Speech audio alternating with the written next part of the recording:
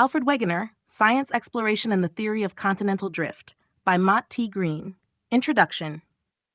This is a book about the life and scientific work of Alfred Wegener, whose reputation today rests with his theory of continental displacements, better known as continental drift. Wegener proposed this theory in 1912 and developed it extensively for nearly 20 years. His book on the subject, The Origin of Continents and Oceans, went through 4 editions and was the focus of an international controversy in his lifetime and for some years after his death. Wegener's basic idea was that many mysteries about the Earth's history could be solved if one supposed that the continents moved laterally, rather than supposing that they remained fixed in place. Wegener showed in great detail how such continental movements were plausible and how they worked, using evidence from a large number of sciences including geology, geophysics, paleontology, and climatology. Wegener's idea that the continents move is at the heart of the theory that guides Earth sciences today, namely plate tectonics. Plate tectonics is in many respects quite different from Wegener's proposal, in the same way that modern evolutionary theory is very different from the ideas Charles Darwin proposed in the 1850s about biological evolution. Yet, plate tectonics is a descendant of Alfred Wegener's theory of continental drift, in quite the same way that modern evolutionary theory is a descendant of Darwin's theory of natural selection. When I started writing about Wegener's life and work, one of the most intriguing things about him for me was that, although he came up with a theory on continental drift, he was not a geologist. He trained as an astronomer and pursued a career in atmospheric physics. When he proposed the theory of continental displacements in 1912, he was a lecturer in physics and astronomy at the University of Marburg in southern Germany. However, he was not an unknown. In 1906, he had set a world record, with his brother Kurt, for time aloft in a hot air balloon, 52 hours.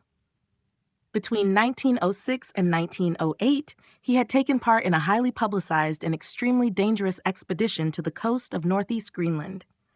He had also made a name for himself amongst a small circle of meteorologists and atmospheric physicists in Germany as the author of a textbook, Thermodynamics of the Atmosphere, 1911, and of a number of interesting scientific papers. As important as Wegener's work on continental drift has turned out to be, it was largely a sideline to his interest in atmospheric physics, geophysics, and paleoclimatology, and thus, I have been at great pains to put Wegener's work on continental drift in the larger context of his other scientific work and in the even larger context of atmospheric sciences in his lifetime. This is a continental drift book, only to the extent that Wegener was interested in that topic and later became famous for it.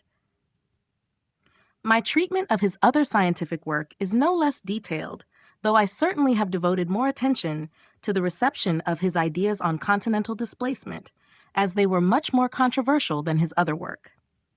Readers interested in the specific detail of Wegener's career will see that he often stopped pursuing a given line of investigation, sometimes for years on end, only to pick it up later.